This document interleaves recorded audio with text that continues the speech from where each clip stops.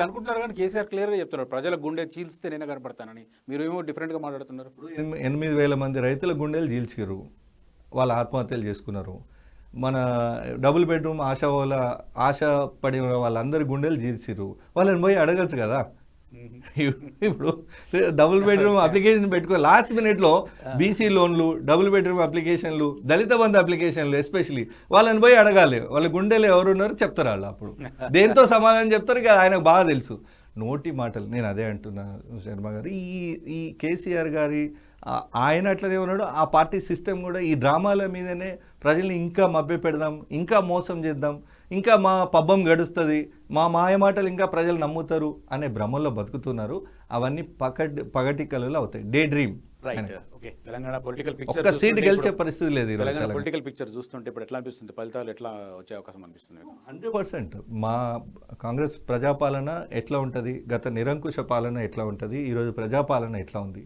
గతంలో ఒక ఆఫీస్ పోవాలంటే ఎవరి చుట్టూ తిరగాల్సి వస్తుండే, ఇప్పుడు ఎంత ఓపెన్గా సెక్రటరియట్ ఒక విహారయాత్ర కేంద్రం లాగా అయిపోయిందంటే, మధ్యాహ్నము విజిటింగ్ అవర్స్ పెట్టి ఎమ్మెల్యేలు పోవాలంటే కూడా మీకు గుర్తుండే ఉంటుంది, గోల బాలరాజు, సీతక్క ఎమ్మెల్యేలుగా ఉన్నారు. అప్పుడు సెక్రటరియట్లో ఎంటర్ కావాలంటే లేదు, మీకు ఎంట్రీ లేదని పంపిస్తే ఆ సెక్యూరిటీ సిబ్బందితో గొడవ పడిన విజువల్స్ మనం రేవంత్ రెడ్డి రాబోతుంటే కూడా ముందు సరే, రేవంత్ రెడ్డి గారంటే ఎంపీ, ఆయన ఏదో రిప్రజెంటేషన్ పోతామంటే ఆపిండ్రు. పార్టీ అధ్యక్షుడు గౌరవించాల్సింది ఉండే, బట్ అట్లా కూడా చూసినాం.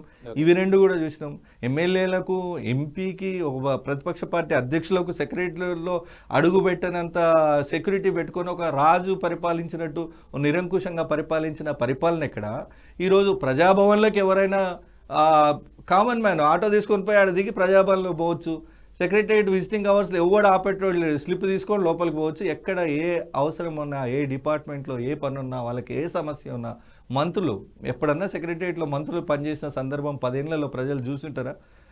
కనీసము ఒక 1-2 ఇయర్స్ తర్వాత ప్రజలకు కూడా ఏమర్థమైందంటే, ఈ మంత్రులందరూ ఉత్సవ విగ్రహాలే, పవర్ అంతా ఒక దగ్గరనే ఉంది. అది ప్రగతి భవన్, దానిలో మంత్రులకే ఎంట్రీ లేదు, ఎమ్మెల్యేలకే ఎంట్రీ లేదు, మనకైతే అసలే ఉండదు అని మంత్రులకు విజ్ఞాపన పత్రాలు ఇచ్చుడే బంద్ చేశారు కేసీఆర్ 10 ఏళ్లలో. 1 సంవత్సరం అంటే అర్థమైపోయింది ప్రజలకు. అట్లాంటిది ఇప్పుడు వచ్చి విరివిగా ప్రజలు మంత్రులను కలుస్తున్నారు, వాళ్ళ సమస్యలు చెప్పుకుంటున్నారు. అక్కడికక్కడనే చీఫ్ సెక్రటరీయా లేదా కలెక్టరా, ఆర్డీఓనా, లేదంటే పోలీస్ స్టేషనా, ఎస్పీయా, ఏ అవసరం ఉండి ఏ సమస్య వచ్చినా తలుపు తట్టిన వాళ్ళకి కాదనకుండా సేవ చేస్తుంది ఈ ప్రజాపాలన. ఇది చూసిండ్రు, అది చూసిండ్రు. కాబట్టి ఈ ప్రభుత్వానికి మళ్ళొక ఇంకా వెన్నుదన్నుగా నిలబడి ఇంకా ఉత్సాహంగా పనిచేసేటట్టుగానే నెంబర్స్ ఉంటాయి. డెఫినెట్గా మేము ఒక 14 సీట్లు ఖచ్చితంగా గెలుస్తామని మేము అనుకుంటున్నాం. 10 సీట్లు కాన్ఫిడెంట్గా ఉన్నాం. మిగతా 4 సీట్లు కొన్ని ఉంటాయి కదా. ఇప్పుడు అన్ని ఇప్పుడు అట్లా కూడా అఫీషియల్గా వదిలేస్తున్నారు. హైదరాబాద్ అయితే అఫీషియల్గా ఎందుకు వదిలేస్తాం? ఆడ కూడా మా క్యాండిడేట్ సమీరుల్లా లాస్ట్ మినిట్లో స్ట్రాటజీ అనుకోండి. లాస్ట్ మినిట్లో అంటే పొలిటికల్ పార్టీ ఎప్పుడు క్యాండిడేట్స్ అనౌన్స్ చేయాలనో జర్నలిస్టులు కానీ మిగతా ప్రతిపక్ష పార్టీలు కానీ డిసైడ్ చేయలేవు కదా. లాస్ట్ మినిట్లో అంటే మా స్ట్రాటజీ అయి ఉంటుంది. ఇప్పుడు మా ఖమ్మము దాన్నే ఓవైసీకి అనుకూలంగా చేశారని చెప్పి టాక్. ఓవైసీకి అనుకూలంగా ఎట్లా చేసిండ్రు? మేము ఎవరికి టికెట్ ఇచ్చినాం? ఒక ముస్లిం సోదరుడికి టికెట్ ఇచ్చినాం. మా పార్టీలో యాక్టివ్ సీనియర్ లీడర్, ఆయనకి టికెట్ ఇచ్చినాం. ఓవైసీ ఆయనకు ముస్లింలు ఎక్కువ జనాభా ఉంటుంది హైదరాబాద్లో, మనందరికీ తెలుసు, హైదరాబాద్ పార్లమెంట్ పరిధిలో. సో వాళ్ళు తనకు 6-7 సార్లు గెలిచిన ఒక ఎంపీ పైన లాస్ట్ మినిట్లో ఒక 20 రోజులు మాత్రమే టైం ఉన్న టైంలో ఒక క్యాండిడేట్ని పెడితే గ్రౌండ్ వర్క్ అది చేసుకోకుండా ఎట్లా హీ కెన్ మేనేజ్? నేను ఏమంటున్నా, ఇప్పుడు క్యాండిడేట్స్ మీద కాదు, రాష్ట్ర ప్రభుత్వం ఈ 4 నెలలుగా పనిచేసిన పరిపాలనకు ఒక రెఫరెండంగా హైదరాబాద్లో ఫలాలు అందలేదా? అండర్ పాస్ బ్రిడ్జిలు ఓపెన్ చేసినాం, మొన్ననే మెట్రో ఓపెన్ చేసినాం, ఎన్నో శిలాఫలకాలు వేసినాం. మీరు చూసారు కదా, ముఖ్యమంత్రి రేవంత్ రెడ్డి గారు, తర్వాత లోకల్ ఎంపీ సీరియస్ కంటెస్టింగ్. ఎక్కడ ఏ సీట్ని ఈజీగా వదిలేదు లేదు. బట్ ఈ రోజు ఉన్న సర్వేలలో మాకు ఒక 14 సీట్లు మేము బలంగా ఉన్నాం. మాకు గెలిచే ఎవరితో మీకు ప్రధానమైన పోటీ? డెఫినెట్గా బీజేపీతోనే.